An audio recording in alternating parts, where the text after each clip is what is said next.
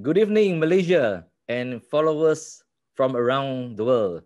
Tonight is Halloween night, and tonight we are lucky to have with us Mr. Hanley Chew, a hotelier and author. He has worked in Myanmar, Vietnam, Indonesia, China, Japan, Sri Lanka, Seychelles, and the UK. He was the CEO of Sunway International Hotels and Resorts, as well as the CEO of Berjaya Hotels and Resorts. He's an author of 3 award-winning books, very interesting books. Today, he has started his own hotel management and consulting firm, which is called Hotel Integration Syndrome Berhad, to assist hoteliers and people who want to start this hotel business. He will help in the designing and the conceptualization. Okay, but tonight it's Halloween night. We will talk about his books. There are 3 of them, but I've got 2 here. Okay, 2 here, which is about his experiences and the sharing of other hoteliers about dealing with interesting, eccentric, and demanding customers, as well as spooky experiences, which we want to talk about tonight.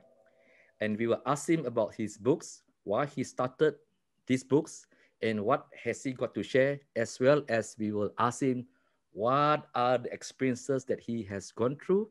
And I will share with you later and with Hanley about how I met a person who was possessed. Okay, so Hanley, let's dive on to it. Tell us about why you wrote these 3 books, Hotel Tears, More Hotel Tears, and Even More Hotel Tears, since 2010. And can you share with us some of your experiences, as well as the experiences of your counterparts in the industry? Wow, good evening, Dato Sri. Very honored to be in your show. And I can see, in your background, yes, you are very into the mood as well. And happy Halloween to all your viewers as well. I've also have with me Jack the Lantern. And he has also brought his family at the background there, the mother Jack, the baby Jack, just to accompany me in case I get too scared listening to your side of the story. Yes, then.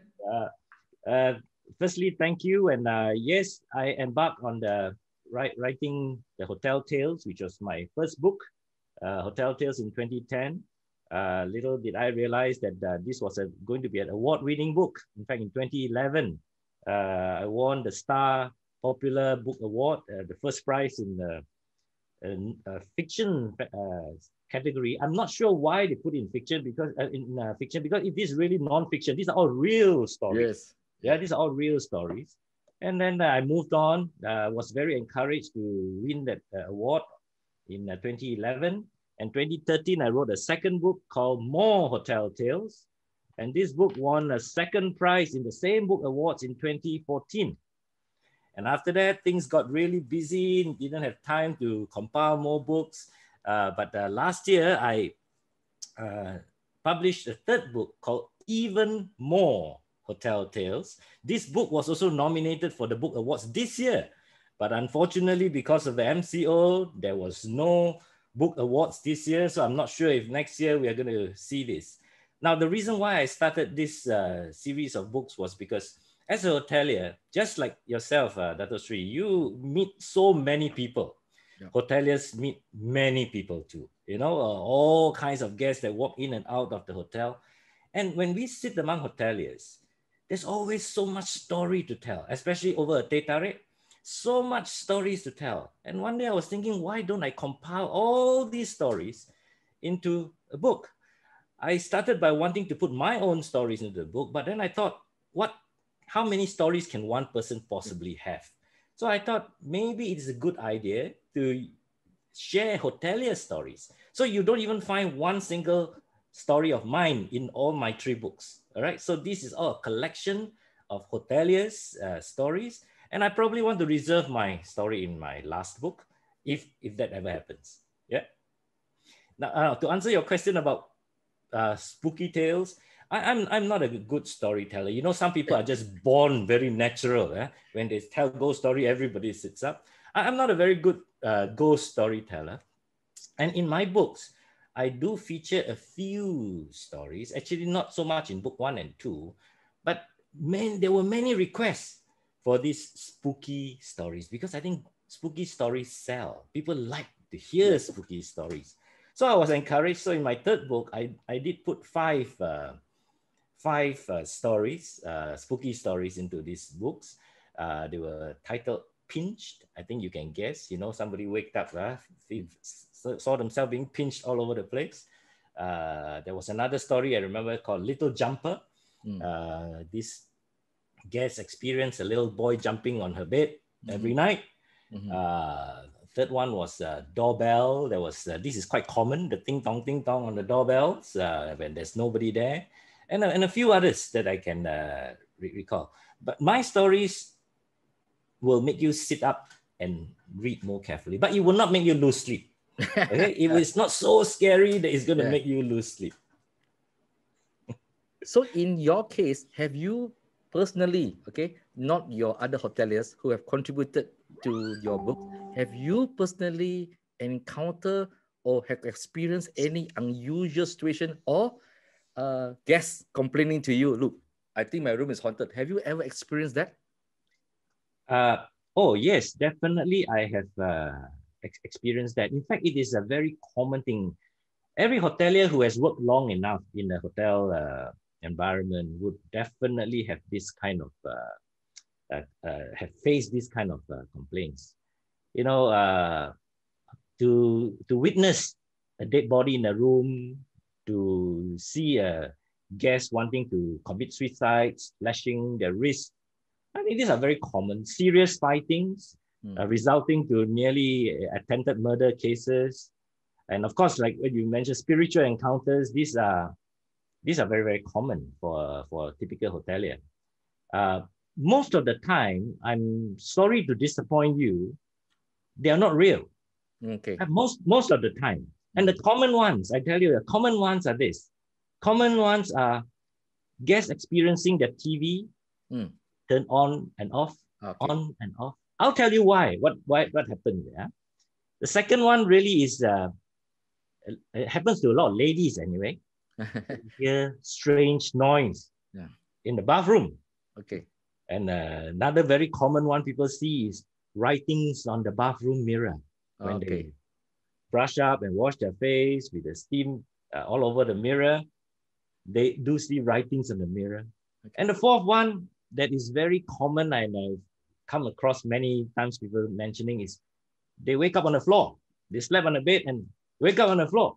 Now, most of the time, there are explanations for all this. And if you like, I'll just go through one by one with you. This yes, four. please. Yeah. No. And especially I remember when we opened a resort, staff was complaining. Before we opened the resort, we always put people, staff especially, to test out the room. Yeah.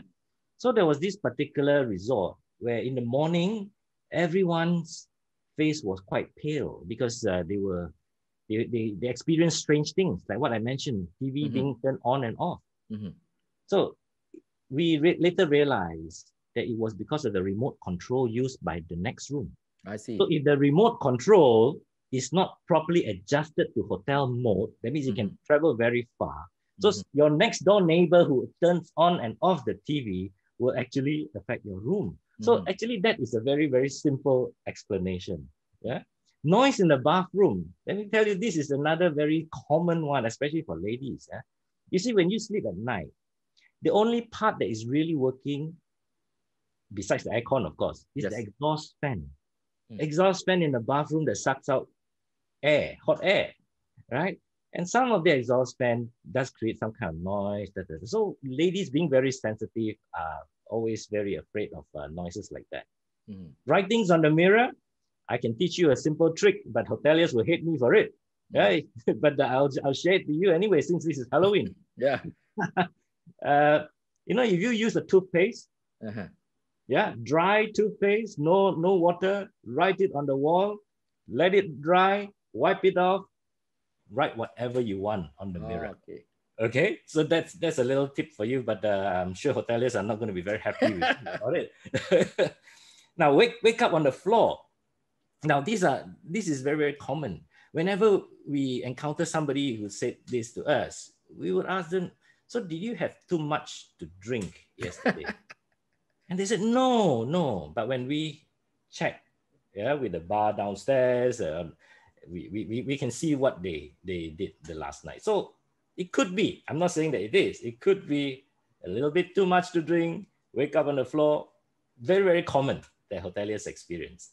And they will never admit it that they got drunk. No, nobody will admit. So what happens to guests who complains? Do you sort of like explain to them, this is the real situation, they have investigated and these are the cause? Or you tell them that, look, would you want to change room or what? Yeah, no, you see, what for a hotelier, hoteliers will not compromise on three things. Yeah, as far as it's concerned, it's the safety of the guests, the security of guests, and anything about hygiene. Hygiene, safety, security are three areas that we don't compromise. Yeah. So whenever we hear a complaint like that, we will definitely lend an ear to the guests. We will make sure that they are, we don't want to make them feel bad or feel that they are not telling us something. It's obviously very true to them. Right? So I think we have to be very compassionate and listen to them. And if they are more comfortable and want to change a room, most likely, you know, the hotel will oblige, because really it doesn't cost the hotel anything to change a room if it makes the guests more comfortable. But do you explain to the guests what really happened? Because if you don't, then they will actually imagine in their mind that it must be truth, that the hotel was prepared to change my room. Do you explain to them? No, you always will try. But as far as I've experienced, rarely do you find two persons in the same room experience the same thing. It's always one person. And it's always, most of the time, ladies. Okay. Okay. So it's rarely you have two persons seeing the same things. So I think this is, we do explain to them, but most of the time I can tell you they would not want to accept that as the truth because of what they have experienced versus what we hear from them. Are there also people who take advantage of this self-created fictionalized story and then says, I want to be upgraded to the best room? Hoteliers get this kind of requests all the time. Yeah, all the time. It may not be upgraded. It could be just a change of room, like say to make them feel more comfortable. It's not a common practice to just upgrade whenever somebody complains like that. But if you ask about whether there's anyone who take advantage, oh, definitely. Many guests will try their luck to see or not whether or not they can get a better room. Yeah. I'd like to share with you a story. You know that I've been a journalist for 36 years, okay? And along the way, I've received all kinds of appeals for help, requests, particularly by the public relations officers of various hotels. And of course, sometimes that these hotels are our clients and we try to be very nice. One of the most humorous story which I've experienced was this. The public relations officer called me up and said, "ChunWai, I really need your help. This is a very unusual situation. Okay, now we have entered into the room of this guest and that there's blood all over the place. Blood in the room, blood on the bed, blood in the toilet, everywhere. But here's the problem. We can't find the body, okay? And we have dispatched our dogs, officers, security to look for the body, but there is really no body. And that the word has started to drift out to the hotel guests and the staff that there's a missing dead body, okay? Could it be that somebody have murdered, taken away or what? So they actually could not find the body. And finally, this person, this PR person, called me up maybe 2-3 hours later and tell me that they have solved the problem. The problem was this. This guy was heavily in debt. He lost a lot of money and he decided to commit suicide, okay? He tried to commit suicide, but he was such a loser that he could not even kill himself, okay? So finally, they checked the CCTV and found that he actually checked out and walked out of the hotel room of the hotel. So he actually feared to kill himself and that they actually found him. So you have cases like this. There was another occasion where somebody tried to jump down and he hit the porch or the roof of a particular section of the hotel, and it crashed into the roof. And of course, the hotel was not too pleased with that, and they appealed to me to say that, look, can you make sure there's none of these gory details, okay? So you always have this case. Now, one question I like to ask as a normal hotel guest, okay? I noticed that every time when a guest checks into a room, the bellboy takes me to a room, and I noticed that the bellboy always ring the bell and knock on the door. Is there a reason for it? Because if I hear it from my fellow guests, they say, "Oh, they want to make sure, they tell the hantu inside there, the spirit, we are coming in." Is this pure nonsense, or is there a real reason for it?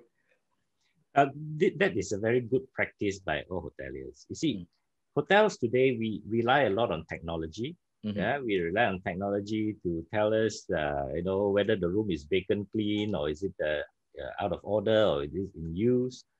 Now, when front office, when the reception area, they issue you a card, right? So they issue a card based on what the system say vacant, clean.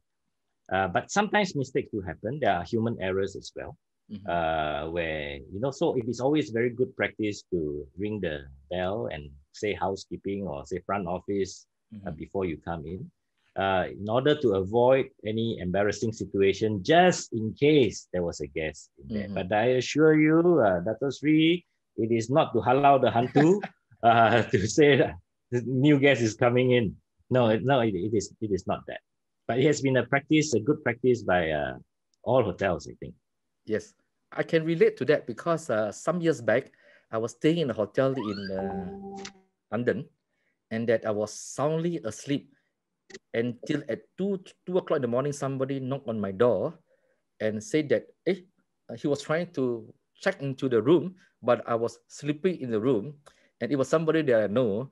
It so happens that because my name is RealChunWai, and this person almost had a similar name to it, and that the Masale receptionist, okay, obviously could not tell the difference between Wong Chunwai and another Chunwai, okay? So he allowed him a key and actually tried to walk in. So I agree with you that this kind of thing happens. Now, another experience, okay, that it is always said that, look, if you are staying in a hotel room, try to make sure that the light is at least on. At least one light is on. What is your response to that? Yeah, most hotels would have night lights. Yeah, night lights either under the what we call the side table or in the toilet. Now, I think this is all more for safety purposes, because people do wake up at night to go to the toilet. We don't want them to trip on their own shoes or anything like that. So I don't think this is something superstitious about it. Not everybody wants to sleep in complete darkness. So you want to have some kind of a light. So I think that is quite normal for hotels to do that. Yeah. And that there's also another tale that says that, in certain floors where there have been spooky experiences, that in certain particular room, then the hoteliers try to change not just the number of the room, but the entire floor. Because if they just change just one room, then some of the staff may gossip and says, oh, this particular room is haunted. So to avoid that, they change the room numbers of entire floor. What about that? Now, as far as I know, as far as as international management companies are concerned, there is no such SOP. There's no such practice. Usually, if this happens, it's because the owner of the building, the owner of the hotel, wants to do this. Okay, to change the number of the entire floor, I don't think that is something very common. But in the days where we do not have digital cards, in the days where we still have the metal keys and all that, when an incident happens, right? Whether it is a crime or spiritual incidences and all that, we always try to change the locks, the physical locks, but not the room numbers, okay? Because no management company that I know of, if there's one that's there that is available, I'm not aware, would change the number of rooms because of change the room numbers because of such incidents. Not that I know of. So actually, having spoken to you, obviously that these ghostly experiences are mostly imagined, but the more difficult and more complicated situation will be where a crime incident has happened, like for example, a murder in a particular room, right? That will be much more difficult for the hotelier to handle. I cannot say it is purely imagined because there Yeah. are instances. I just relate two instances to you. Yeah, Mhm. there is this particular location within a hotel complex, right? There's a very popular hotel that has got many tenants. They were tenanted out. So many tenants came and gone. They had discotheques there. There was a music lounge there. There's a bar and all that. Came and gone. It just cannot last. Despite it being a very good location. So the hotel decided one day that let's forget about all these tenants. Let's operate it ourselves. Let's operate it ourselves, our own music bar, right? And send a team of engineering boys to go and clear up the room. And during that clearing process, one young engineering boy saw a little altar at the corner, tucked away somewhere, with a very old statue there. And being a young, mischievous boy, he whispered to that statue and asked for 4 ekor. Okay? We have heard things like that, but this is real. Ask for it 4 ekor. Now, the next few days, this boy, his face was completely swollen, maybe a little bit back here, completely swollen. His lips were puffed up. Okay? The parents sent him to a doctor. Doctor prescribed that it was allergy to some food and all that. Didn't help. Weeks passed. The size of his face was still enlarged. They sent him to a BOMO. Yeah? A BOMO, and who confirmed that he has actually disturbed. I see. He has disturbed the supernatural. And he was told to go back to the supernatural and apologize. And that's exactly what he did. And lo and behold, he was cured after that. So I cannot say it is all purely imaginary because this is something that is very, very true. Yes. Yeah. I can also tell you another incident that is always at the back of my mind. This time it's in a beach resort. A beach resort has got many suites right in front of the beach, by the beachfront. And this one particular suite, right? Every time when someone occupies it, there will always be complaints, and same complaints this time, right? Noises of ruffling feathers, of wings flapping, and of like beak, knocking on the door. Same complaints, different guests. And the hotel noticed actually for many, many months, that there's always this bird at the balcony of the hotel, right? But at night, the bird is gone. So nobody knew what to do. Yes, there were spiritual gurus called and all that. Nobody could solve it until one day there was a European lady. A European lady, a tourist. She was just a normal tourist who came to the hotel and told the hotel management that she can talk to this bird. She can talk to this bird. She can communicate to this bird. And she told us that this bird, in the past, this island was a fishing village. I see. And this bird was a lady, who has got a husband, went out fishing and did not come back. And till this day, she is there waiting for the husband to come back. Wow, you're giving me goose pimples, man. Me too, as I'm speaking to you. Yeah. So this lady spoke to the bird and told the bird very nicely that your husband is gone, is not going to come back. If it is going to come back, it's probably not in this island. And from that day onwards, that bird disappeared. Okay. So these are real stories. These are real stories. and many more, incidences like that. And this is why it's a hotelier, you know, there's never a dull moment in our lives, because there's so many experiences that actually we can share. Hanley. So I think 3 books is not enough. Hanley, you know that you hoteliers, they have a lot of these foreigners GM. Okay, so you have this Masali coming to town and they are joining a hotel to manage this hotel, and then they see this little tokong, this little altar and shrines. How do they react to these things they have never seen before? Yeah, a lot of hotel GMs are very exposed, working in different cultures, in different countries and all that. And there's always this mutual respect. I think from a management company's perspective, they always respect the owner's belief, the owner's culture. So there's never a problem. I have not come across one hotel GM that was completely protesting of what they see that they don't like, because at the end of the day, they are there to manage the hotels. Yes. The building of the hotel is owned by the owner. Yeah. So, and usually these are the things that the owners would want to practice, and the hotel management company would usually comply. I'd like to share with you a story of 2 German guys who was working at my company. They were installing a printing plant. This happened maybe 10 years, 8 years back, more than 10 years back.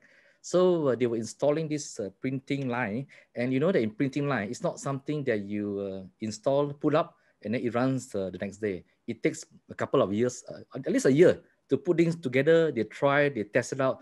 And then on that day, they actually print the newspaper.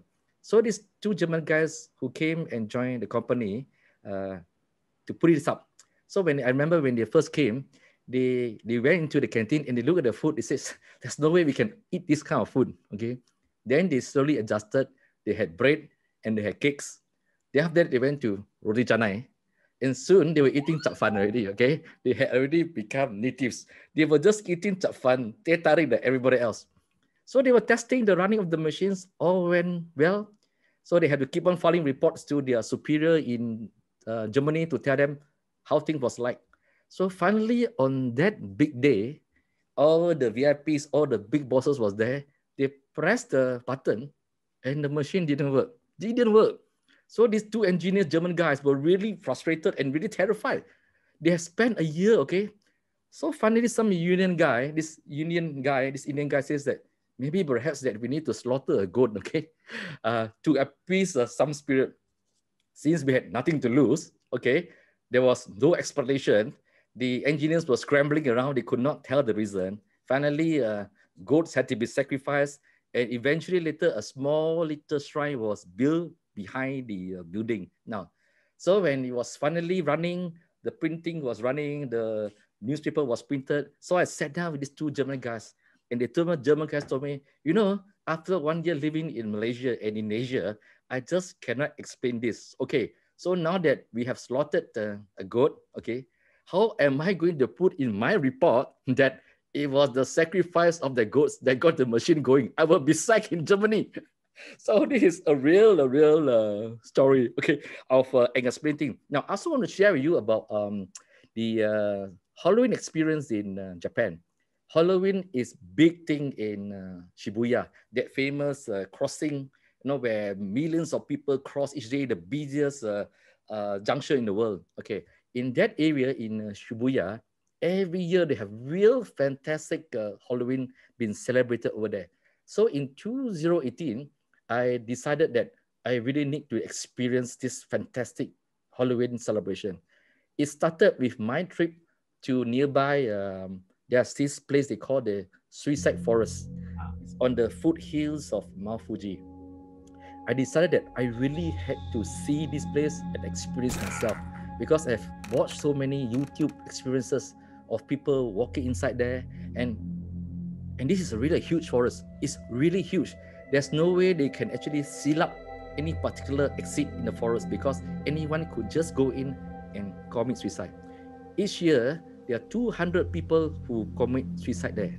And that is usually during Christmas or New Year. And people get very lonely in Japan. They are no friends, they have no relatives, and they are all alone. In this celebration where you're not invited anywhere, you get very depressed. And sometimes it could be the year end where they lose their jobs. So they actually go to this forest and they commit suicide over there. And bodies sometimes are stuck there, and they leave notes behind. And these Japanese, of course, they are very disciplined people. They leave their watches, they leave their shoes, they leave their slipper in a proper way, and then commit suicide. And it happens every year. And in some cases where there are more popular spots, they put in a barbed wire that says that no entry. And in many areas, they put up a sign. All these signs are in Japanese that says that um, if you wish to change your mind now, call this befrienders, local befrienders, this number for counseling, because there are many people who love you. Please do not commit suicide here. So it was, when I went in there, I wanted to have a feel, what was it like? Actually, the forest is actually beautiful, especially during autumn, okay? And that, but for some strange reason, I don't know whether I have been reading too much, watched too many YouTube clips, or I was just imagining it, or I just wanted to feel that way, okay? So I would have a dramatic experience. But I did not hear any birds, okay? No birds, no sound, no insect sounds. And I had this feeling that perhaps people are just watching me. And when I asked a Malaysian who stays there to say, can you actually fetch me to this place? He was actually very reluctant, very reluctant. But since I was the guest, he drove me there. And it was really funny. This one is really funny because I noticed that as he was bending down to collect something, I noticed that, hey, I just realized that this guy was wearing everything red. He was wearing a red shirt, a red jacket, red shoe, and even his underwear was also red. Okay. So I asked him, why are you wearing everything completely red? He says, uncle, okay, I know this place is haunted and ghostly. I'm told that if I wear red, it will scare away the ghosts. Okay. we saw nothing, okay, except that we put a very dramatic YouTube visual.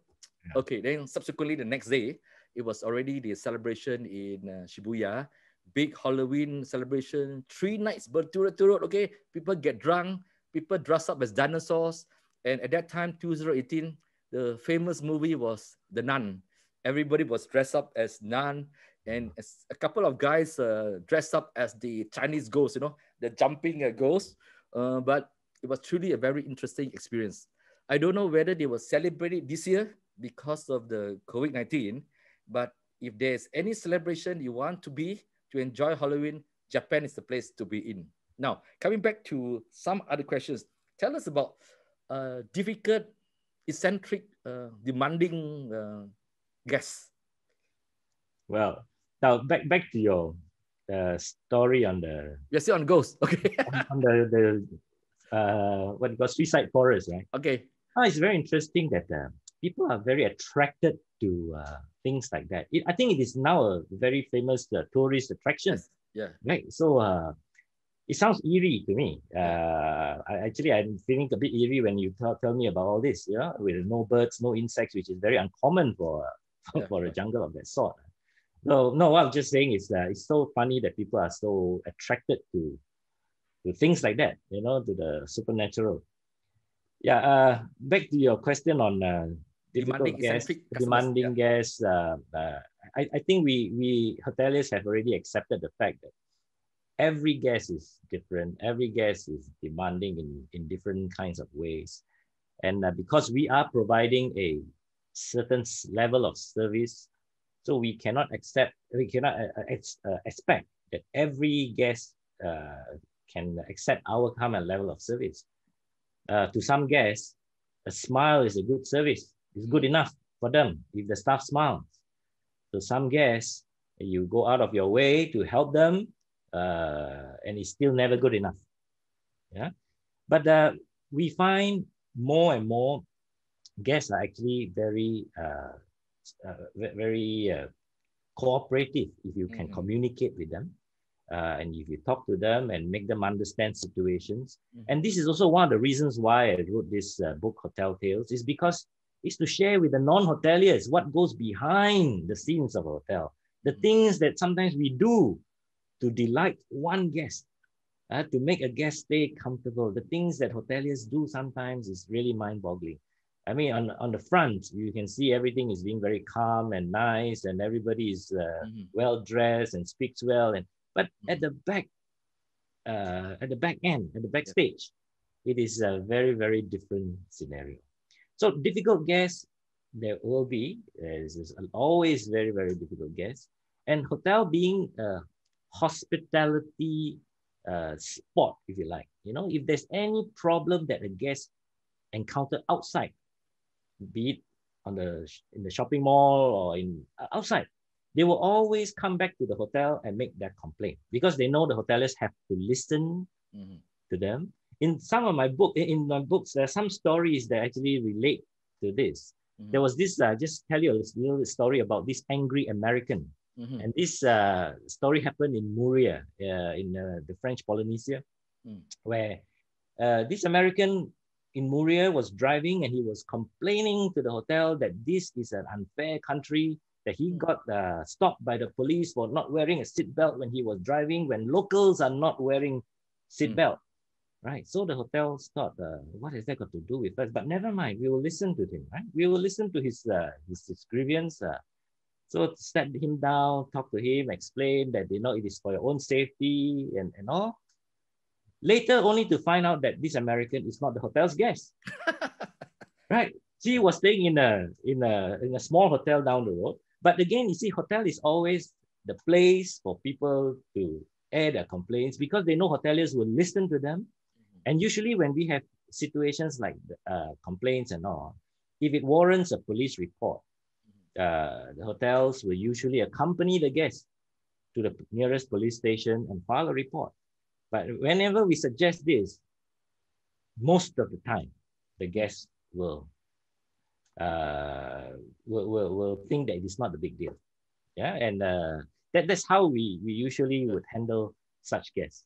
So Henley, let's just say a famous actress who has checked into the hotel, do they use the same name or they use a different name so that it wouldn't attract attention? There are some guests who have this incognito request, but most of the guests would allow their names to be used during the registration. No, there are some reasons why guests do that. Sometimes it's for safety and security reasons, and we have to oblige. Yeah, we have to oblige. Yeah. And are there any rules for hotel staff? For example, a VVIP stays there or a celebrity stays there. Is there any sort of like a rules that says that, okay, you guys, we're talking about the staff of the hotel. Okay, you guys know that we have very important guests. You must not share this information with people outside the hotel. You can't stop the guest and says, can I have a selfie with you? No autograph. Do you have that kind of rule? Yes. Hotel staff are usually briefed whenever there is a VVIP that is coming into the hotel, and that they should not do any interaction directly without permission. But if you talk about superstars, singers, and famous bands that come to the hotel and all that, yes, it is true. It is very difficult to hold the staff back from wanting to take a picture and selfie with them.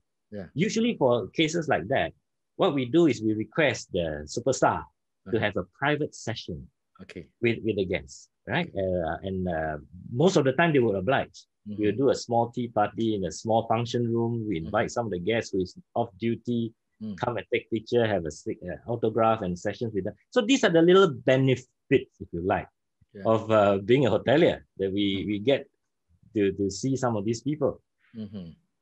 Okay, now coming back to ghostly experience again. Okay, so once there are cases where the hoteliers seems to believe, that there are unusual experiences in any particular spot or particular rooms, do hoteliers request for a what they call it, a piecing or a blessing or cleansing of this room, where they ask for a Taoist monk or a Catholic exorcist or whatever it is to come and do the blessings? Is that common? This is very common. Yeah. Like I said again, it is very dependent on the owner, not so much the management company. The management company usually do not get involved in this, but usually such requests will be given to the owning company, who would then send appropriate people to come and do the piecing and the blessing. I can also relate one incident where, you know, this is overseas, just in case we have any preconceived idea of which hotel. Yeah. It's overseas, and this was in the mountainous area. There were lots of caves and all that. The staff was always experiencing being possessed. You know, they would go hysterical and all that. And a monk was called to assist with this situation, and visited some of the caves there, and claimed that there were 146. There were 146 beings. Before that, the cave being the attraction as well. So every time a guest goes into the cave, they will either trip and fall, or they will either slip. Something will happen. Something will always happen. Yeah? So this monk found that there was 146 beings in there, and they were not intentionally tripping them, but because it was too crowded. It was too crowded in there, and so when guests walk in there, they actually do trip. They trip on one of them. So what he proposed to do was to transfer these 146 beings to another cave that nobody visits. And sure enough, that happened. And after that, no incident. So you transfer the problem away.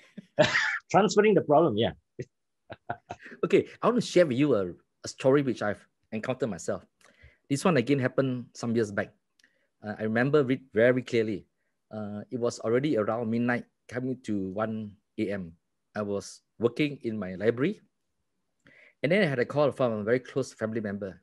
He says that, "Can you come over now? She is possessed." I was wondering, oh my God, this family member must be really quarreling with the wife. I mean, until to the point that he calls his wife possessed. I said, ayo, this one really mafan. I don't want to get involved in domestic affairs, all this quarrel, I don't get involved. So I put down the phone. And again, the call came very frantically. Please come now. Please come now. Oh, I said, oh, no. Third call came. You must come now. She is terrified. Or rather, she's terrifying. He was terrified. And I told my wife, I think you better follow me now. Okay. This one, if it involves a woman, a wife, this one really mafan. You please come. So we went there. And this is somewhere in PJ. It's a 3-story building. Okay. And you know this building, they have this side stairway. Okay. And that when this woman came down, oh my God, she was crawling on all fours. The arms was like that, crawling like an animal. And I was really scared, okay? And I quickly, this family member quickly came out and locked the iron grill, okay? And that, and when I approached and saw this person, her voice had become a man's voice. And I actually asked him, who are you? And this woman looked at me with red eyes, really red, blood-shooting eyes, and said that, I'm a man. Then this woman says the voice of a man to say that was killed in an accident. I was like, oh my God. And this happened, and neighbors, foreign workers who saw this also came in and joined me to look at this particular possessed woman, okay? I had other witnesses. So I quickly made a call and said that I think I better call my church pastor. So I made a call to my church pastor, and the pastor says that, I'm in Malacca. I cannot help you. I said, oh my God, he's in Malacca, okay? And he says that, I recommend you 2 persons who can help you. So I asked, who? They named me 2 persons. One is a cardiologist, and one is a maid agency boss. I was like, hello, are they real? Okay. But anyway, they came. It took them a long time, and they finally arrived, and they did a good job, actually. They blessed and prayed, and eventually the woman, sort of like the possessed woman, pingsan lah, okay. So she fell down and fainted, and we opened the grill gate and walk up to the room or the office floor where it happened on the 3rd floor. When we went there, 6 or 7 of us decided to pray, And that at this point, I think that the foreign workers must have made a police report, because two cops came, okay, in the middle of prayers and asked us for our IC. And when we told them that everything was all right, we think that this woman is possessed, okay, the two cops fled, okay, fled, okay, and that we prayed. But in the middle of this prayer, she was possessed again, and she was back to her man's voice and started pointing at each of us one by one and said, I will get you one by one. Oh my God, it was really terrifying. And then she fainted again. And then we decided to check what had happened. So in one of the floors where the tenant has left, we opened the office and went inside there. We found that dead crows were hanging on the ceiling. So apparently that this tenant who was not doing very well had gone to this spiritual thing, and that must have done some bomo or whatever, and this had possessed this woman who was at another floor. So another relative who had been going to this building around midnight and said that he had heard funny noises, but did not know that it came from this particular floor where the tenant left these dead crows on the ceiling. So anyway, as it all came to around 2 a.m. in the morning, we said that, look, I think we need to send this woman back to her house. We cannot just leave her alone. She's obviously very unstable, that the spirit had came in and out. So I say that, okay, let's jump into a car, all of us, okay? And that we will let her sit in the middle of the car. I'll be on the right side, another person will be on the right side. We all travel together to her house and then leave her there. So me and my big suggestion that we should have her sitting in the middle. And guess what? I ended up sitting next to her, okay? I was actually quite scared because I did not want my leg to touch her leg. No body contact. I was really scared. And sure enough, she was staying in, I think, Oakland Road. As we passed by the highway in front of Akasapuri on the highway, suddenly she was back to being possessed. Her male voice came back again. Oh my God, in the middle of the highway, and I'm sitting next to her, the closest, and she was looking at me with this male voice and bloodshot eyes. Oh my God, okay. So wow. Anyway, she fainted again. We prayed, she fainted again, and finally, we sent her back, sent to the house. The next day, we checked her background. Well, she had broken up with the husband, and the husband wanted her kid, and that we realized that she was probably under spiritual attack, and that in one of her weakest moment that happened, and that this family member was also trying to explain the Bible to her. And perhaps it was this spiritual warfare, as they call it in Christianity, and this had happened. It was my one and only experience, and I did not want to experience this again. In any case, the next day, I explained it and shared my experience with some of my staff. And soon enough, people were sharing with me their experiences. So it was not the end. Finally, I went to Penang a week later. And I was staying in this newly opened hotel in Gurney Drive, okay? Big hotel room, okay? And I usually leave my phone on because the nature of my job is that it's 24/7. Phone must be on, okay? You can switch off the sound, but it must be on. But since I was staying in this hotel room, I decided to put the volume on. And around 1 o'clock, okay, suddenly I had a call over the phone. And this woman was crying. It was crying. And I said, oh my God, not again, okay? But lucky for me, the boyfriend took over the phone and said, hello, boss. I'm sorry. I think somebody spiked my girlfriend's drink, and she thinks that you're the only one who can help her. And that's why she keeps on calling you. Boss, I'm very sorry. Oh my God. So the couple has been living together. I didn't know. So you must be the new Ghostbusters in town. So no more exorcism, no more possession, evil spirit, and definitely not involving a cardiologist and a foreign maid agency boss, okay? No, Okay, I think that's a very, very interesting experience that you had. But okay, just Henley, tell you, me about generous hotel guests. The generous. people who give you guys money for a good Oh, job done. now, uh, yeah, hotels, we see many, many generous guests. In fact, Mm, if you want to know who is the most generous in terms of which country, mm. the person that can actually tell you the most is the bellboys.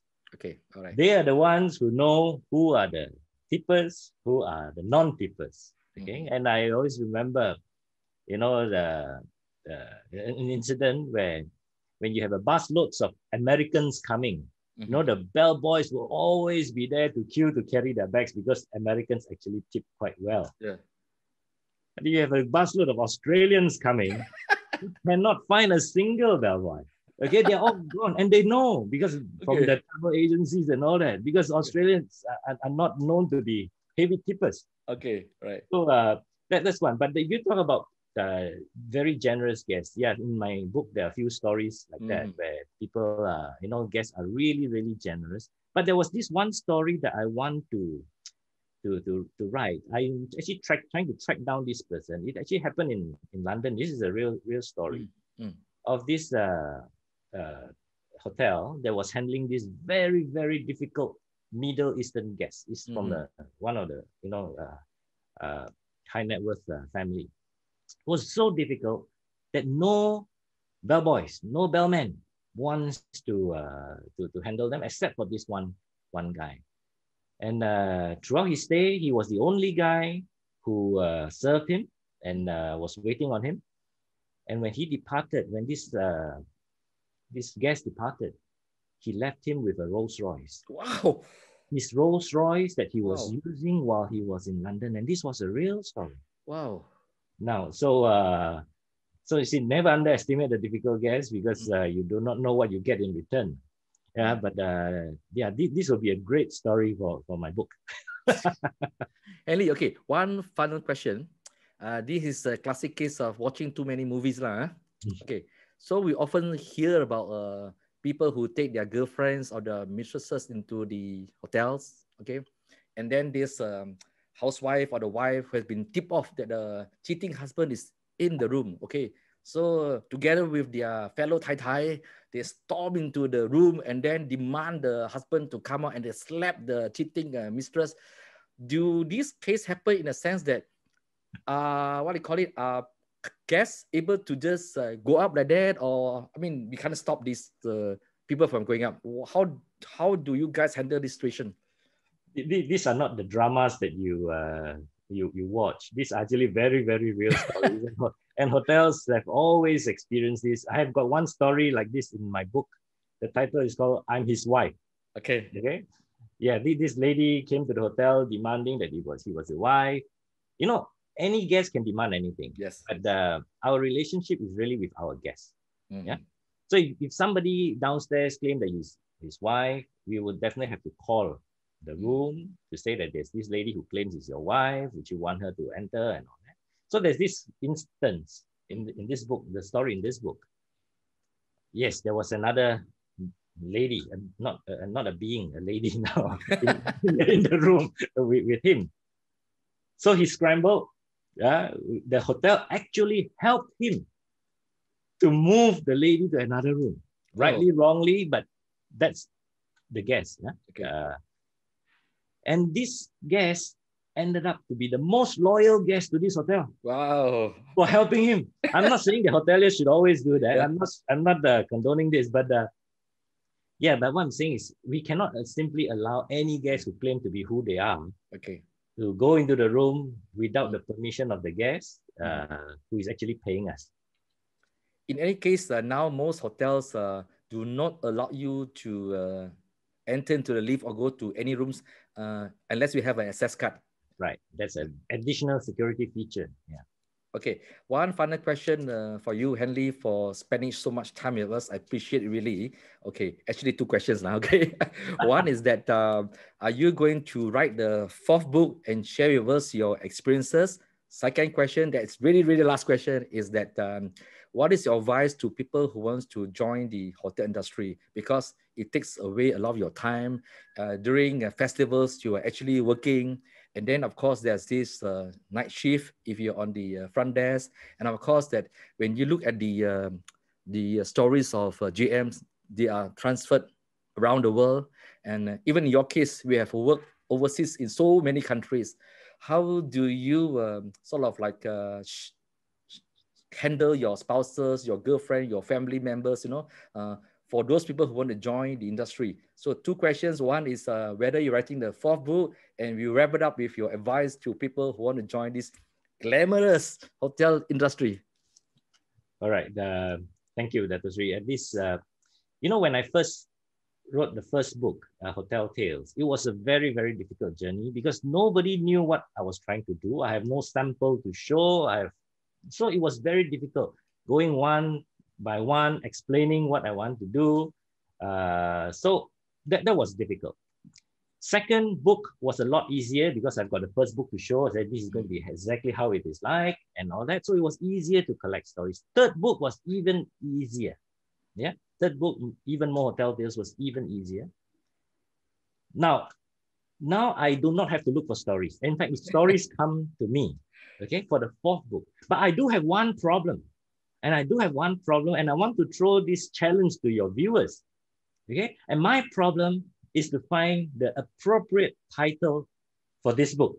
Now, because I've got Hotel Tales, I've got more Hotel Tales, I've got even more Hotel Tales. Now, what should follow this?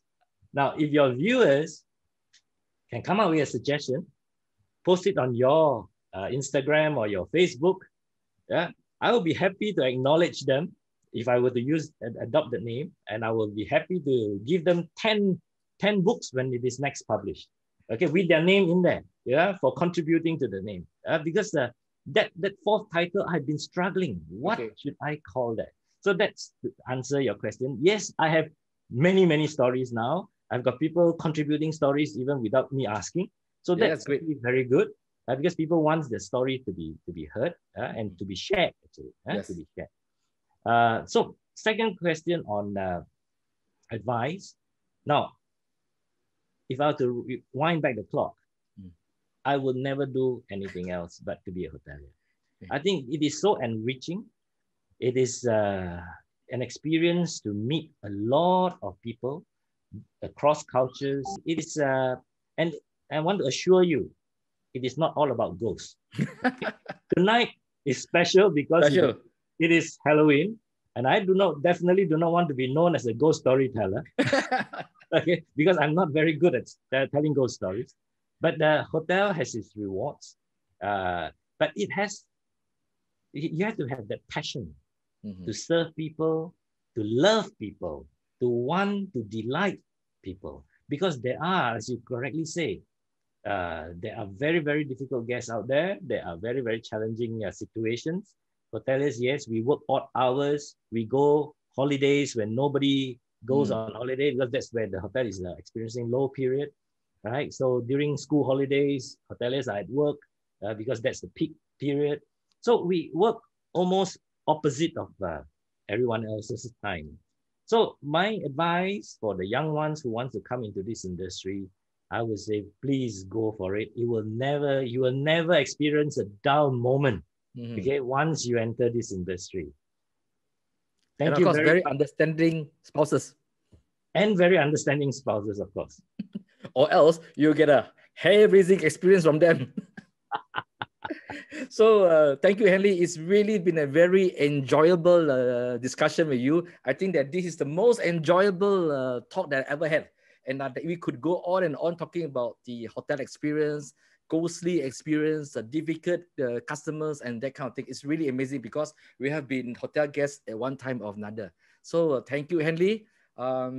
Please remember to like, follow, and share Hanley Chew and Hotel Tales and RealChunWai too.